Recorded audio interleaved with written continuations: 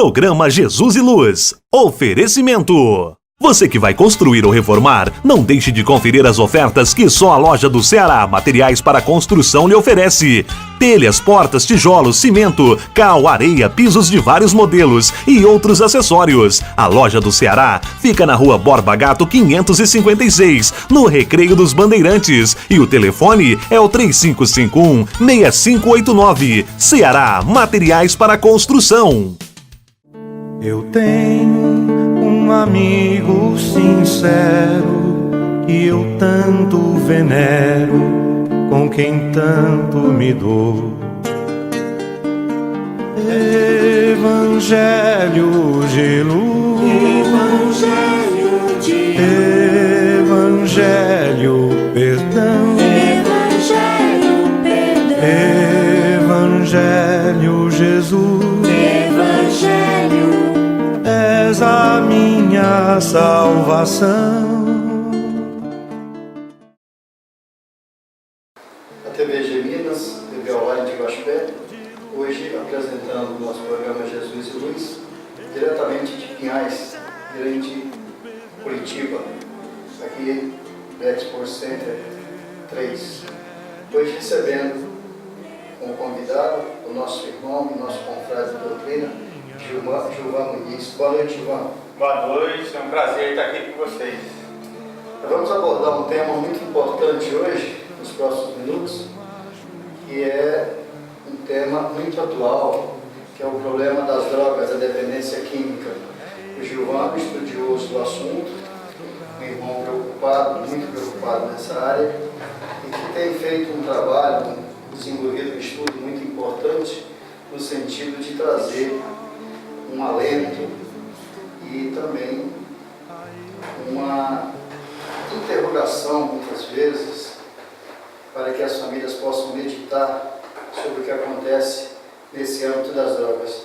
Gilvan, eu estou sabendo que você está desenvolvendo um trabalho relacionado, tratando especificamente do problema da obsessão ligado ao problema da dependência química. Nos explique como é que funciona isso, por favor.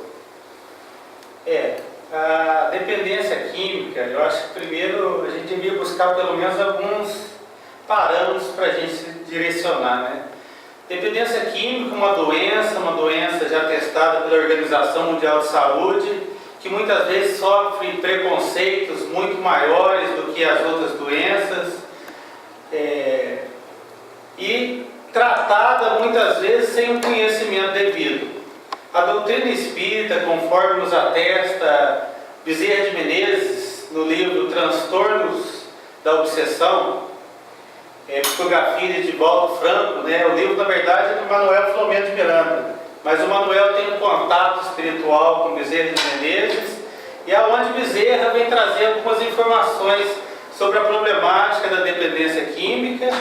E importante grifar, digamos assim, que Bezerra vem falar que a doutrina dos espíritos talvez seria um dos maiores canais para o tratamento e prevenção, ou pelo menos para o auxílio ao tratamento e prevenção da dependência química, por tratar ela de uma forma transcendental, uma forma mais ampla, uma forma mais abrangente, né?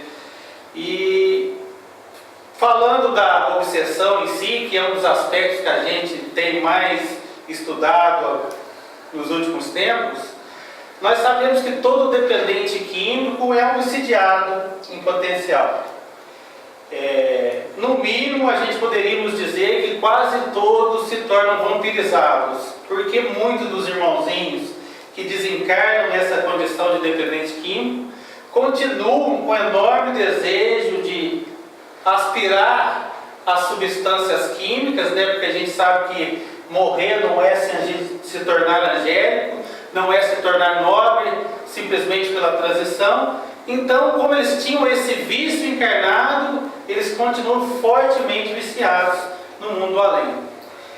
Mas, como lá não tendo corpo físico para absorver por eles mesmos essas substâncias, eles se aproximam de pessoas que têm o hábito de ingerir substâncias entorpecentes e, digamos até de passagem, que mesmo o álcool é considerado droga, no sentido que muitas vezes ele entorpece o sentido das pessoas, né? E também é um dos motivos de muita vampirização e obsessão. Mas, prosseguindo, lá não tendo mais as condições por si mesmas, vão chegar perto de algum encarnado que esteja se utilizando dessas substâncias e através deles aurir a essência fluídica dessas substâncias, as energias psíquicas do encarnado que está usando o químico em questão. Então, como eles começam a afinizar-se com esses encarnados, porque encontram com eles várias vezes utilizando esses químicos, acaba que se criando naturalmente uma ligação emocional, mental e posteriormente fluídica. E começa então um processo obsessivo que muitas vezes é de longo curso, durando uma encarnação inteira. Ivan, dentro dessa questão que você abordou, com todo o fundamento possível, qual é o papel que você vê do movimento espírita ou das casas espíritas em geral para levar aos dependentes e aos seus familiares, porque nós sabemos que essa doença é abrangente, ela acaba contaminando todos os encarnados da família? Qual é o papel que você vê que a doutrina espírita pode hoje desenvolver no sentido de ajudar nessa problemática? Na minha visão, o papel da doutrina espírita pode ser fundamental para esclarecer as mentes e tratar o espírito imortal. Porque nós sabemos, e isso é geral, qualquer doença, se tratar simplesmente os processos doentios paliativamente, não se tratando a causa profunda da doença, essa doença retornará cedo ou tarde para o indivíduo, né? No caso da dependência química especificamente, mais ainda a doutrina espírita seria de um valor inquestionável, esclarecendo os corações e as mentes no sentido da transformação moral do dependente químico e mostrando principalmente também a família e a sociedade todo o processo que se acontece, retirando assim o dependente químico do foco do marginal, do sem vergonha, simplesmente colocando muitas vezes a sociedade, o dependente químico, como um malandro que não quer nada com a vida. E muitas vezes ele é preso nessa doença de uma forma que ele não encontra forças por si mesmo para conseguir seu tratamento. Então, o fator do Espiritismo vem colocar em primeiro lugar o ser imortal como sendo necessidade de tratamento, seja em qual momento ele se encontra na sua vida. Colocando nesse parâmetro, a doutrina espírita também vai mostrar os processos de tratamento desobsessivo que pode caminhar paralelamente aos tratamentos que já existem aí fora. Nós, estudando a problemática, nós somos completamente a favores de alcoólicos anônimos, de narcóticos anônimos, que reconhecidamente instituições, irmandades que contribuem muito para a recuperação dos dependentes químicos. Mas, se ela caminhar paralelamente com a doutrina espírita, nós acreditamos que os valores desse tratamento serão amplamente beneficiados. Porque enquanto ele caminha num processo de identificação dos grupos de recuperação, sorvendo ali a amizade, o companheirismo daqueles que se identificam no trabalho de recuperação, ele poderá encontrar também no Evangelho de Jesus e nas claridades do Espiritismo outras razões a mais para ele entender o não uso dessas substâncias. Paralelamente, ocorrendo o trabalho de desobsessão na casa espírita, nós vamos tratar não só o dependente químico em questão, mas muitas vezes os companheiros desencarnados que se afinizaram com ele naquele processo do uso do químico e que também vão entender a necessidade de buscar tratamento no plano espiritual. Porque, segundo informações do próprio Bezerra de Menezes, no livro Tormentos da Obsessão, e também no livro O Amanhecer da Nova Era, nos últimos capítulos, o plano espiritual trata dos dependentes químicos, até com instituições próprias para isso, assim como nós aqui encarnados tentamos com as nossas instituições tratar esses mesmos dependentes químicos. Então o tratamento ocorreria nos dois planos da vida e seria muito mais amplo do que a gente imagina. Tem mais alguma gente, né? A Organização Mundial de Saúde reconhece a dependência química como uma doença. E a pergunta que eu te faço agora é a seguinte: como tratar o doente compulsoriamente? Tem resultado? Dá resultado esse tratamento compulsório? Ou o tratamento só surte efeito efetivo quando existe uma iniciativa do doente de querer tratar-se? É de se pensar claramente que teria um resultado muito mais efetivo a partir do momento que o doente deseje a recuperação. Nos folhetos iniciais de Narcóticos Anônimos existe alguns dizeres que são bem claros quando diz que um dependente que não quer parar de usar, ele pode ser amarrado, pode ser persuadido, pode se chorar por ele, pode se rezar por ele, que ele não consegue a recuperação. Mas, se nós imaginarmos que o bom senso deve estar em todos os parâmetros da nossa vida, há casos que sem o processo de uma internação compulsória, muitas vezes esse indivíduo vai chegar a óbito, e chegar a óbito passando ao plano espiritual com uma cegueira muito grande, sem condições mínimas de se readequar ao seu processo evolutivo. Então, a gente tem plena consciência que a internação compulsória não surgirá, pelo menos nos primeiros momentos, um resultado tão imediato como a internação por livre e espontânea vontade. Mas conhecemos alguns casos de dependentes que chegaram em instituições compulsoriamente e depois do tempo, através de trabalhos espirituais dessas instituições, no caminho dos 12 passos de Alcoólicos Anônimos, eles começaram a se entender e questionar as razões da sua vida. E aí, começaram a aceitar o tratamento já dentro da instituição. E lograram êxito em caminhar daí para frente, abstendo da substância química. E aí, entra um papel fundamental de nós espíritas. Porque o Espiritismo nos fala claramente do valor e da importância da oração. Então, quando nós conseguimos esclarecer para um pai, para uma mãe, para um irmão, para o familiar em geral, que quando esse companheiro entrar numa internação compulsória, a oração com fé pode ser fundamental para o despertamento dele lá dentro. E aí o nome dele na casa espírita, nos tratamentos de desobsessão, porque muitas vezes, apesar da doença ser interna também no dependente, ela é muito pressionada pelos obsessores que não querem que ele deixe o vício.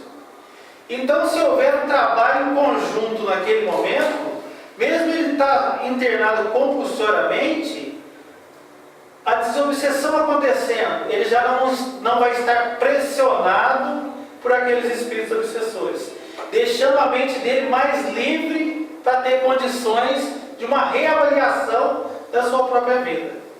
E aí, nós vamos ter grandes chances de talvez realmente o coração dele ser tocado pela vontade que antes ele não tinha.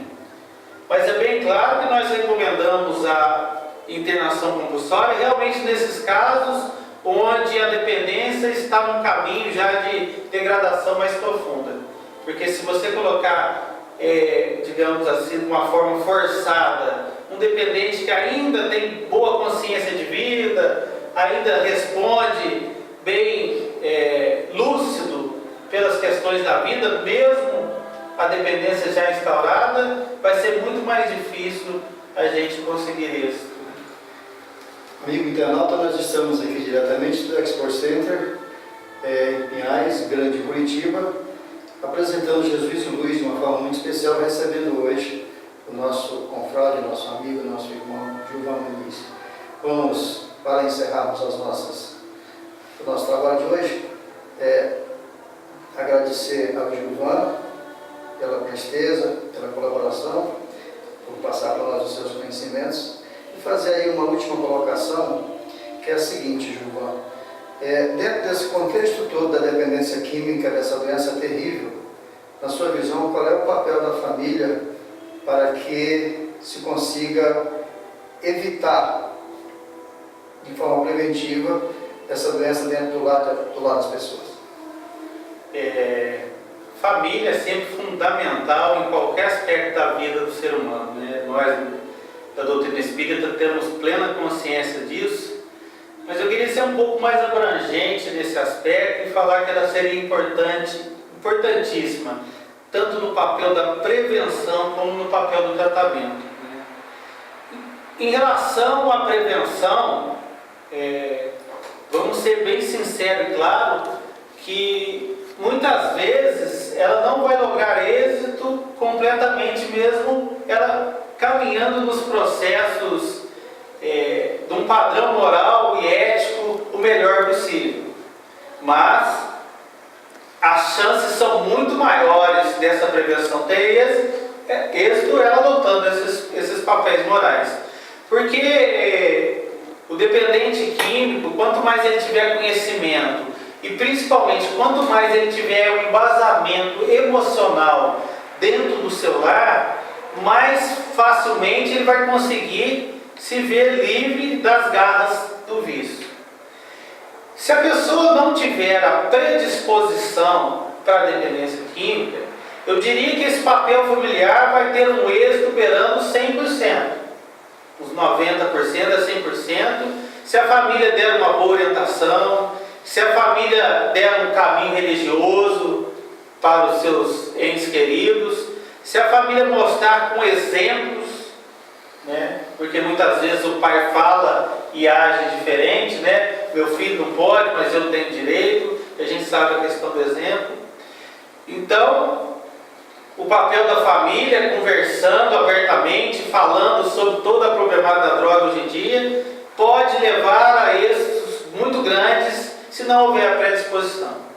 Eu só queria deixar bem claro que muitas vezes ele não vai lograr êxito, mesmo com todos os cuidados, porque na minha caminhada, companheiro, eu já encontrei muitos pais se culpando demais, querendo encontrar aonde errou de qualquer forma, porque eles, lembrando do seu passado, eles lembram que procuraram dar o amor para o filho, procuraram dar o caminho da escola para o filho, orientação até religiosa, e em determinado momento aquele ente querido destoou completamente e foi para o caminho das drogas. E aí nós vamos pensar no aspecto da predisposição, ou seja, a doença muitas vezes já está instalada no espírito reencarnado muito antes dele entrar em contato com aquela família naquela encarnação. Por desvios de outras encarnações, o tempo da gente aqui é pouco, porque ele poderia contar histórias, como aqui de volta conta no livro Ferramentas para Vencer o Vício, de uma moça que tem problemas sérios de dependência nos Estados Unidos, e em contato com Chico Xavier vai explicar as razões daquele vício, porque Edivaldo se sente tocado, porque ao conhecendo a história da família, vê que era uma família digna, cristã, e mesmo assim a problemática se instala. E Chico, em contato com Emmanuel, vai explicar que era um resultado de desvios de outras existências daquela moça, que vinha de novo para tentar se recuperar, mas por ter aquela doença instalada muito forte, ela não consegue resistir e tem a queda. Então muitas vezes os pais ficam se questionando onde foi que eu errei, onde foi que eu errei, e quando já é uma predisposição, eu diria que o papel seria muito mais da sociedade como um todo, estudando profundamente essa doença. Eu digo até que é uma problemática tão ampla que nesses 20 minutos, meia hora que a gente conversa aqui, a gente ficaria muito longe de tratar todos os aspectos dela, esclarecendo as pessoas. Por isso que eu acho que as casas espíritas deveriam buscar mais o aspecto desse entendimento, esclarecendo mais pais, mães, orientadores como um todo, porque reconhecendo muitas vezes as características do dependente químico antes do uso, eles poderiam ter condições de orientar muito mais profundamente e mostrar com bases mais sólidas as razões para aquela pessoa não entrar no uso de dependentes químicos, né? Então, eu queria falar aqui da esperança, porque nessa caminhada toda o que eu mais aprendi é que a esperança nunca deve ter fim. Eu gostaria até de abrir meu anonimato. Eu sou um dependente químico em recuperação, né?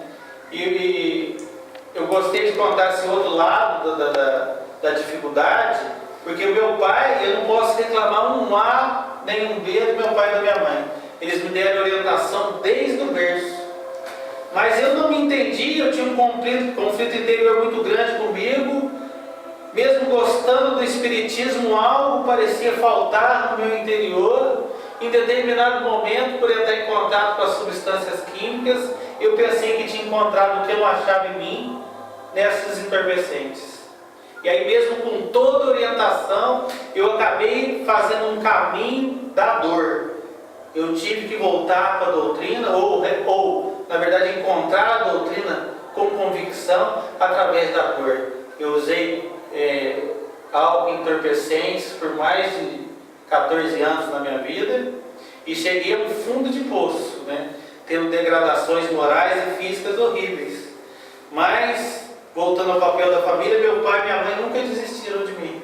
E sempre orando, sempre levando meu nome para as casas espíritas, para as reuniões de desobsessão, sempre pedindo a Deus que me auxiliasse através dos espíritos superiores.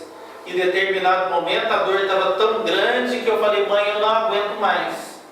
E ela falou: se você acreditar em você e acreditar em Deus, nós vamos te ajudar. E me conduziram. No meu caso, eu cheguei a ser internado. Não tenho vergonha nenhuma de falar isso. Foi um despertar maravilhoso na minha vida. Lá dentro da clínica eu conheci os 12 passos de Alcoólicos Anônimos, Narcóticos Anônimos, e busquei o Espiritismo com a força que antes eu nunca tinha buscado. E aquilo lá foi me refazendo. Hoje, não conto isso com mérito nenhum, né? O que vale é o dia de hoje para a gente que tem recuperação. Mas faz 11 anos e 4 meses que eu não faço uso de substância química nenhuma. Não sinto falta nenhuma, me sinto mais feliz do que nunca nessa jornada que eu estou.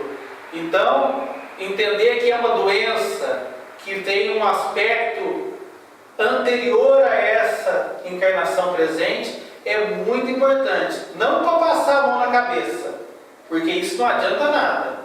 Responsabilidade é importantíssima para o dependente químico. Fez dívida, vai pagar. Fez a bobagem, vai responder por ela. Mas com carinho, com amor, com bom senso, de vez em quando ajuda em determinado aspecto, sem tirar a responsabilidade completa do dependente químico. Então, a esperança para todo familiar, porque igual eu estou bem hoje, eu conheço, eu poderia falar milhares, de dependentes químicos que já chegaram ao fundo de poço. Eu cheguei a conhecer uma pessoa que dormiu na sarjeta da Cracolândia de São Paulo por mais de anos e hoje é um cidadão lúcido, produtivo, muito respeitado na sociedade pós-Caldas. Então a gente vê exemplos maravilhosos de que, tratando com amor e carinho, tem um fim útil e uma recuperação realmente aos encontros do caminho com Jesus. É isso, meus irmãos, meus amigos. Mais um programa Jesus e Luz, produzido pela TVG Minas e Guaxupé, nossa TV online. Para acessar, TVG Minas, gminas.tv. Então, vocês viram o depoimento do nosso irmão, depoimento da maior importância. Isso nos leva a uma reflexão de que aqueles pais que que não tem em sua família nenhum filho com problema de dependência química, com essa doença tão terrível, poderá um dia ter, quem sabe. Então é preciso precaver, é preciso trabalhar essa questão familiar com muito cuidado, com muita atenção, porque o espírito reencarnante, ele nasce com tendências. Como o Gilvan acabou de explicar, no caso dele, ele teve todo o apoio familiar antes da doença, mas ele tinha predisposição porque ele tinha uma tendência, essas nossas tendências são seculares. Fiquem com Deus, agora e sempre. Eu tenho um amigo sincero que eu tanto venero, com quem tanto me dou. Evangelho de luz, Evangelho de Evangelho, perdão, Evangelho, perdão, Evangelho, Jesus, Evangelho, és a minha salvação. Programa Jesus e Luz. Oferecimento. Você que vai construir ou reformar, não deixe de conferir as ofertas que só a Loja do Ceará Materiais para Construção lhe oferece. Telhas, portas, tijolos, cimento, cal, areia, pisos de vários modelos e outros acessórios. A Loja do Ceará fica na Rua Borba Gato 556, no Recreio dos Bandeirantes. E o telefone é o 3551-6589. Ceará Materiais para Construção.